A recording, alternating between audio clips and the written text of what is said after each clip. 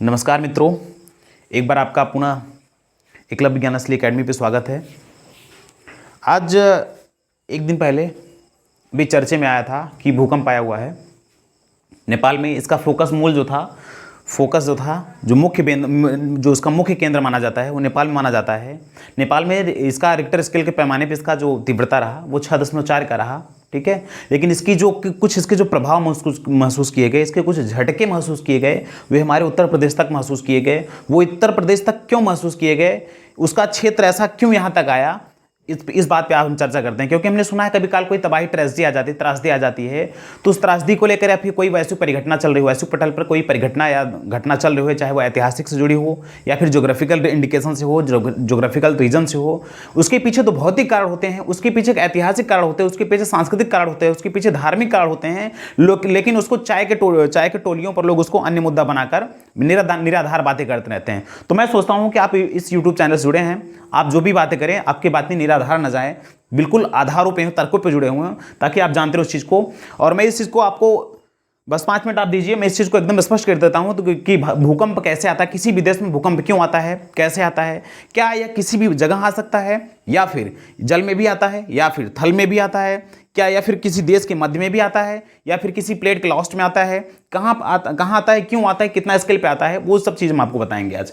तो चलिए देखिए, आपको सामने दिख रहा होगा कि नेपाल में भूकंप से तबाही। नेपाल में लगभग अभी तक जो आंकड़ा आया है, जो दिखाया जा रहा है कि अभी तक लगभग 70 के आसपास लोग वहाँ पर एक्सपायर कर गए हैं, इस त्रासदी के काल में समा गए हैं। तो ठीक है, हम इस मुद्दों पर थोड़ा चर्चा करते हैं और आप समझिए इस बात को कि कैसे आया भूकंप, ठीक है।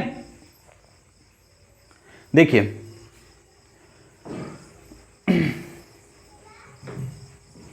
पहले आप इस चीज को देखिए,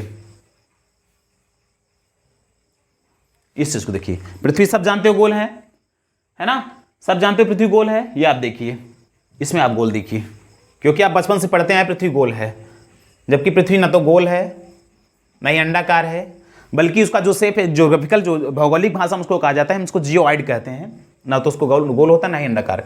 तो इसमें ध्यान से देखिए, ये आपको दिख रहा होगा, ये दिख रहा होगा कि पूरी पृथ्वी है, ठीक है। क्या है? पूरा पृथ्वी है, ये पूरा पृथ्वी है, ठीक है। और उस पृथ्वी में मैं बताता हूं आपको, उस पृथ्वी में तीन परत होते हैं। एक को क्रस्ट कहते हैं, जो ऊपरी हिस्सा होता है, एक को क्रस्ट कहते हैं, जैसे अभी मैं आपको दिखाऊंगा। जैसे पृथ्वी पूरा मान लेते हैं गोल है ना, तो मैं इतना हिस्सा क्यों लेता हूं, जो ऊपरी वाला हिस्सा होता है उसको क्रस्ट कहते हैं, जो लगभग 29 किमी के आसपास तक पाया जाता है, जैसे आपका लिखा भी है, इसमें स्पष्ट नहीं है, ये क्रस्ट ही है। क्रस्ट मतलब होता है भूपर्पटी का मतलब जिसमें हम आप रहते हैं। इसकी लगभग ऊंचाई रहती है 29 किमी के आसपास, 29 किमी के आसपास इसकी ऊंचाई रहती है, ठीक है। उसके नीचे जो होता है मैंटल होता है, ये जो आप गर्म वाला हिस्सा देख रहे हैं, ये जो हल्का हरा वाला हिस्सा आप देख रहे हैं 29 किमी के आसपास, ये क्रस्ट है। इसकी ऊंचाई लगभग 29 माना जाता है, 29 किमी माना जाता है। और यहां से लेकर यहां तक जो एरिया होता है, ठीक है, यहां से लेकर यहां तक का जो एरिया आप देख रहे हैं, यहां से यहां तक का, ये जो होता है मैंटल होता है। क्या होता है? मैंटल, MANTL, ठीक है। मैंटल होता है, सॉरी TLE रहता है, चलो मैंटल होता है, ठीक है। अब इसी मेंटल में एक मैग्मा चेंबर पाया जाता है। मैग्मा चेंबर का मतलब ये होता है क्योंकि हम ऊपर, इसकी जैसे पृथ्वी है, ठीक है, ये पृथ्वी है, तो इस पृथ्वी के ऊपर हम आप रह रहे हैं, तो इसकी वजह से इसमें प्रेशर पड़ता है। जब कोई भी चीज आप दबाओगे तो उसमें गर्मी उत्पन्न होगी, ऊर्जा उत्पन्न होगी। जैसे हम मान लीजिए हम इस पे रह रहे हैं, अगर आपका ये हाथ ऊपर वाला हाथ इस हाथ को दबाएगा, निचले हाथ को, तो कभी इसमें गर्मी पैदा होगी। जैसे आप इसको दबाएगा कस करके, तो जो इसका प्रेशर की वजह से, दाब की वजह से इसमें तापमान का उत्सर्जन होता है, तापमान का उद्भव होता है, जिसकी वजह से ये जो, जैसे इसमें प्रेशर पड़ा, ठीक है, इस पे प्रेशर पड़ा, पृथ्वी का हम ऊपर रह रहे हैं, इस पे प्रेशर पड़ा, तो जो नीचे वाला हिस्सा है ये मेंटल का, इतना इसमें का जो लगभग 100 से लेकर 200 किमी तक माना जाता है कि 200 किमी तक का जो हिस्सा होता है एकदम पिघलित अवस्था में है। मतलब जैसे शहद है, उस शहद की, इसको LVF कहते हैं, LVZ कहते हैं, लो वेलासिटी जोन कहते हैं। लो वेलासिटी जोन का मतलब ये होता है, इसमें कुछ पार्ट जो होते हैं, कुछ जो हिस्सा इसका होता है, कुछ गोलाई में कुछ हिस्सा जो होता है वो शहद की तरह पिघला हुआ है, बिल्कुल है।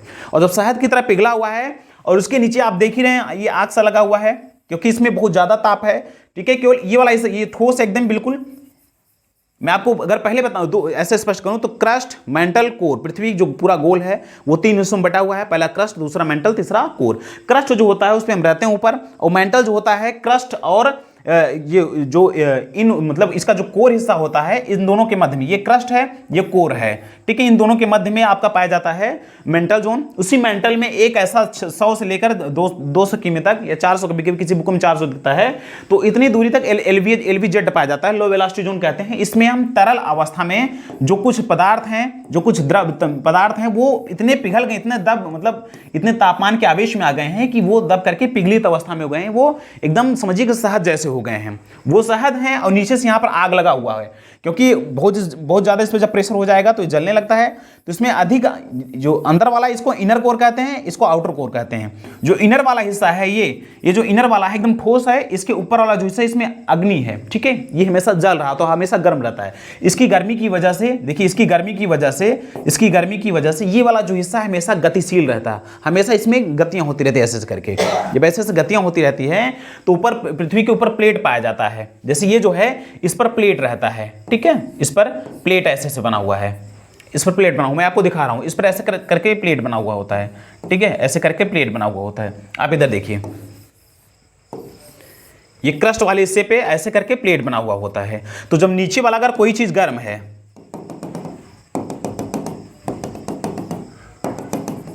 नीचे मान लो कोई चीज गर्म है, तो गर्म है जब ये उबलेगा, कोई चीज अगर गर्म है, जैसे आप एकदम व्यवहारिक तौर पे देखो, जैसे आपका कोई बर्तन है, बर्तन में हमने जल डाला, जल के ऊपर हमने नीम की पत्ती डाली, तो नीम जब आप नीचे से गर्म करेंगे तो जहां पर ज्यादा गर्म होगा वहां पर नीम की पत्ती हटेगी। तो ये आप समझिए कि जो ये क्रस्ट वाला हिस्सा है ये प्लेट के रूप में ऐसे है, और ये प्लेट हमेशा जब नीचे से गर्मी ज्यादा उत्पन्न होती है तो ये वाला प्लेट ऐसे खिसकता है, क्योंकि ज्यादा गर्मी जहां पर होगी, जैसे नीम की पत्ती देखो ऐसे जाके ऐसे मारता है उबाल, ठीक है, उबाल मारता है तो नीम की पत्तियां इधर उधर भागती हैं, दोनों के विपरीत अवस्था में भागती हैं, तो ऐसे भागता है। लेकिन जब ये भागेगा, मान लीजिए अगर ये जैसे यहां पर गर्म हुआ, ठीक है, यहां पर अगर गर्म हुआ तो ये वाला चीज इधर भागेगा और ये वाला प्लेट जो है इधर भागेगा, भागे ना, ये दूर भागेगा, तो जो भागेगा तो ये, क्योंकि यहां पर गर्मी तो है नहीं, गर्मी तो यहां पर है, ठीक है, ऊर्जा तो ज्यादा यहां पर उत्पन्न हो रहा है, तो ये वाला आके से टकराएगा, तो जब टकराएगा तो ये यहां पर भूकंप आएगा, इधर जहां पर टकराएगा वहां पर भूकंप आएगा, तो जहां पर ये टकराएगा वहीं पर भूकंप आएगा। इसको हम चित्र के माध्यम से देखते हैं, ठीक है, देखिए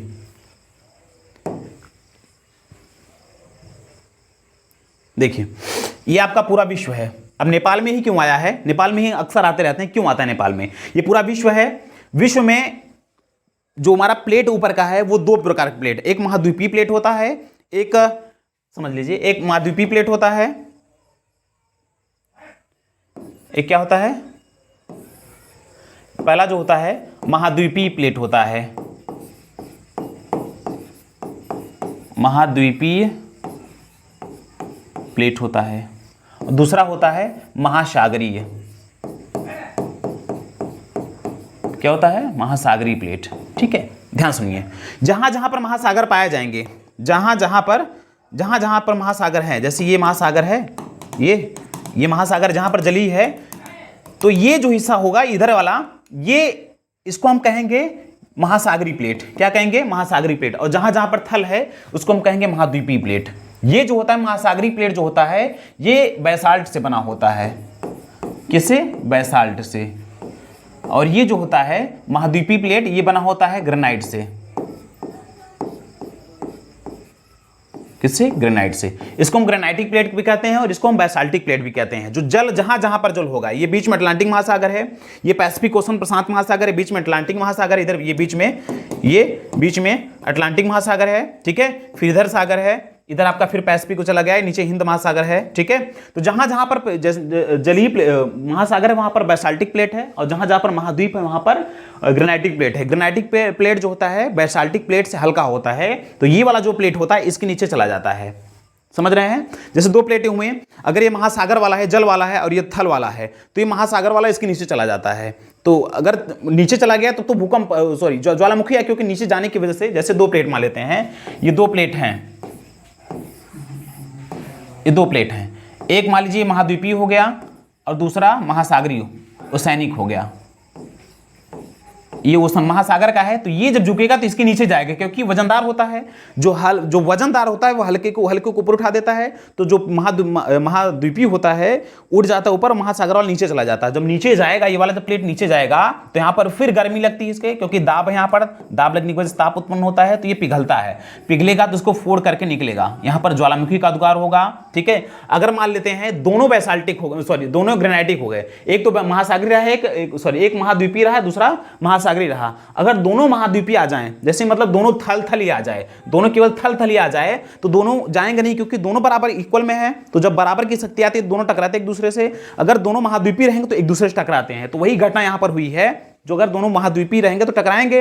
अगर एक महासागरी होता, एक महाद्वीपीय होता, तो एक महासागरी वाला नीचे चला जाता और महाद्वीपीय वाला ऊपर चला आता। लेकिन घटना ये हुई कि दोनों जो है, दोनों प्लेट हैं वो महाद्वीपीय हैं, दोनों ग्रेनाइट से हैं, और कोई ऊपर नीचे जाने का सवाल ही नहीं पैदा हुआ, और दोनों एक दूसरे से टकराए। जब टकराए तो दोनों में घर्षण उत्पन्न हुआ। ठीक है, घर्षण उत्पन्न होने की वजह से वहां पर भूकंप आया। ठीक, कंपन हुआ। तो देखिए, हम आपको दिखाते, पहले दुनिया में कई प्लेटें होती है। जैसे एक प्लेट हुआ, इसको कोकोस प्लेट कहते हैं, ऊपर जीवान डुफुका प्लेट कहते हैं। ये मुख्य प्लेटें हैं, एक ये, दूसरा ये, तीसरा नजका प्लेट हो गया। ये महासागरीय प्लेट हैं।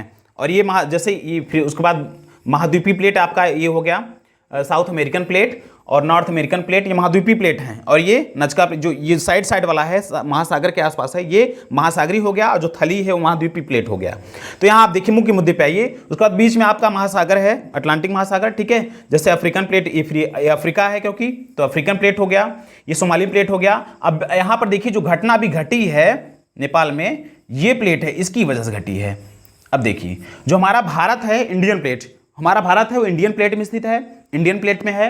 और जो ऊपर वाला प्लेट है वो भी महाद्वीपीय है, और ये भी महाद्वीपीय है। मैंने क्या बताया था, यदि यहां पर एक महासागरी होता और एक महाद्वीपीय होता, तो महासागरी बेसाल्ट से बना होता है, जो महाद्वीपीय की अपेक्षा जो ग्रेनाइट से बना हुआ चीज, जो महाद्वीपीय होता है ग्रेनाइट से बना हुआ होता है, और जो महासागरी होता है बेसाल्ट से बना होता है। तो बेसाल्ट माने नीचे घुस जाता है, जिसकी वजह से ऊर्जा उत्पन्न होता है, वहां पर ज्वालामुखी का उद्गार होता है। लेकिन यहां पर ये भी महाद्वीपीय और ये भी महाद्वीपीय, जब दोनों महाद्वीपीय हैं तो कोई ऊपर नीचे जाने का सवाल ही नहीं। तो दोनों में जैसे गतियां, क्योंकि मैंने बताया था भी आपको कि जब नीचे गर्म कुछ चीज होता है तो वही जो मैग्मा है वो गर्म हो रहा है, जब ऊपर हल्का से मतलब पुश करेगा तो यहाँ की जो प्लेटें खिसकेंगी, और जब खिसकेंगी तो ये वाला जो प्लेट है, ये वाला प्लेट, इंडियन वाला प्लेट इधर मूव करता है, और ये वाला प्लेट इधर मूव करता है। तो दोनों में एक दूसरे में घर्षण उत्पन्न हुआ। और यही आप देखिए, पूरा भारत है ये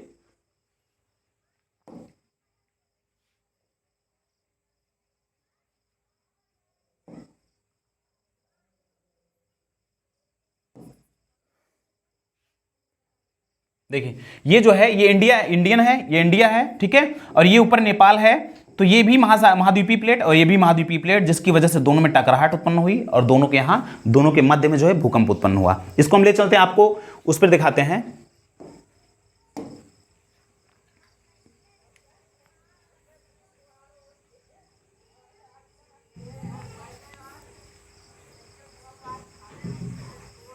देखिए, ये आपका वर्ल्ड मैप है, खुलने दीजिए। ये आप देख रहे हैं भारत है। ठीक है, ये हमारा प्यारा भारत है।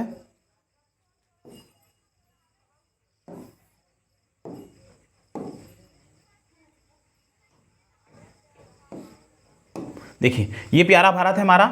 ठीक है, जो कि एक महाद्वीपीय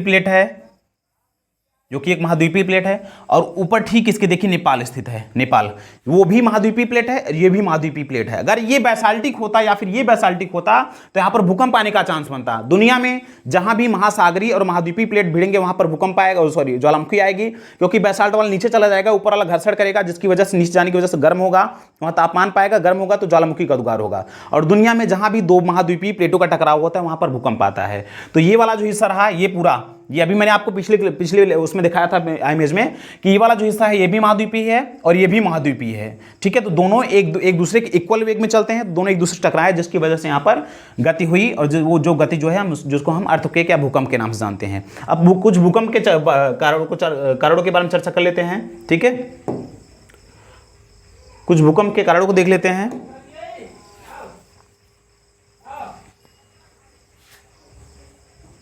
देखिए, भूकंप, अब कारण की बात करें तो भूकंप कई कारणों से आते हैं। पहला, जैसे ज्वालामुखी प्रक्रिया, जब ज्वालामुखी का उद्भेदन होता है नीचे से, क्योंकि जब से पृथ्वी है ये गोल, ठीक है, क्रस्ट, मेंटल, कोर, 3 हिस्सा हो गया। जब गर्म होगा, जिसमें जो मैग्मा चैम्बर गर्म होगा तो ऊपर उठेगा, जब ऊपर उठेगा तो ऊपर वाली परत को खिसकाएगा, जब खिसकाएगा तो इसमें कंपन उत्पन्न होता है, जिसमें कंपन उत्पन्न होता है तो इसकी वजह से यहाँ पर भूकंप आता है। दूसरा, जैसे बांध बना दिए, जैसे बांध आप किसी स्थान पे बांध बना दिए, ये है, ठीक है, ये कोई प्लेन है, आपने इधर कुछ बनाया, ऐसा दीवार खड़ा किया और इधर के जल को रोका, तो जल को रोकने की वजह से इसका जो अस्थायी संतुलन है वो बिगड़ जाता है। स्थायी संतुलन बिगड़ के ऐसे हो जाता है, तो जिसकी वजह से इसमें खिंचाव आ जाता है। जब खिंचाव आएगा तो आस पड़ोस के यहाँ पर भूकंप आएगा, कुछ इस क्षेत्र में भूकंप आएगा, क्योंकि इसका जो सरफेस है वो इस स्थिति में आने लगेगा, तो यहाँ आपके आस पड़ोस में भूकंप आएगा। तीसरा, जैसे आपका जो शोध है कुछ, या आप कह सकते हैं जैसे रॉकेट है, रॉकेट या फिर अन्य चीज़ें जब छोड़ी जाती है, जैसे चंद्रयान 2 लॉन्च किया गया, तो इनके छोड़ने पे क्रिया प्रतिक्रिया का होती है। न्यूटन का तीसरा नियम काम करता है, क्रिया प्रतिक्रिया, जिसकी वजह से जब ऊपर जाएगा उतना ही फोर्स नीचे मारेगा, जिसकी वजह से पृथ्वी पर कंपन उत्पन्न होता है, वो भी एक क्षेत्रीय भूकंप का कारण बनता है। ऐसे करके कई कारण बनते हैं। तो मुझे मतलब मुझे लग रहा है कि आप लोग समझ गए होंगे। फिर समझिए, एक बार ध्यान समझिए। वर्तमान में अभी 2 दिन पहले नेपाल में 6.4 रिक्टर स्केल पर भूकंप आया, जिस भूकंप का कारण बताया जा रहा है कि जो प्लेटें हैं, एक महाद्वीपीय प्लेट एक दूसरे से टकराई। एक महाद्वीपीय प्लेट हमारा भारत है, एक दूसरा ऊपर वाला साइबेरियन प्लेट भारतीय महाद्वीपीय प्लेट से टकराया, जिसकी वजह से उस दोनों प्लेटों में कंपन उत्पन्न हुआ। और जहां पर कंपन उत्पन्न हुआ वो जो मुख्य क्षेत्र है वो नेपाल का क्षेत्र है, क्योंकि नेपाल में ही दोनों प्लेटें एक दूसरे से मिलती हैं, इसलिए नेपाल में मुख्य बिंदु बना, इसलिए सबसे ज़्यादा भूकंप नेपाल में ही आया। उसका झटका कुछ दूर तक महसूस किया जाता है, इसलिए जो हमारे भारत के भी कुछ क्षेत्रों में, उत्तर प्रदेश से दिल्ली एनसीआर क्षेत्रों में भी कुछ इसके झटके महसूस किए गए। इस तरह से भूकंप आता है। भूकंप के 2-3 कारण भी मैंने आपको 2-3 कारण भी बता दिए। तो ये नॉर्मल चीज़ आप जानते रहिए। जब भी आप बात कीजिए तो आपके मस्तिष्क में होना चाहिए कि पृथ्वी जो होता है प्लेटों से निर्मित होता है। उस प्लेटों में जब नीचे का मैग्मा गर्म होता है तो उसमें उबाल होता है, उबाल होने की वजह से प्लेटों में खिसकाव होता है। अगर पीछे के हटेंगे तो बीच में ज्वालामुखी आएगा, और जब हटेंगे तो पीछे वाले प्लेट को टकराएंगे तो यहाँ पर भूकंप आएगा। एक जगह पृथ्वी पर हमेशा जब एक जगह ज्वाला, मतलब एकदम अगर एक जगह भूकंप आता है दूसरी जगह ज्वालामुखी आता है, ठीक है। तो इस तरह से आप समझ गए होंगे, ठीक है। मैं आशा करता हूँ आप समझ गए होंगे। नहीं समझ पाए आप कमेंट बॉक्स में कुछ पूछ भी सकते हैं, ठीक है। मैं अगले वीडियो में मिलते हैं, तब तक धन्यवाद।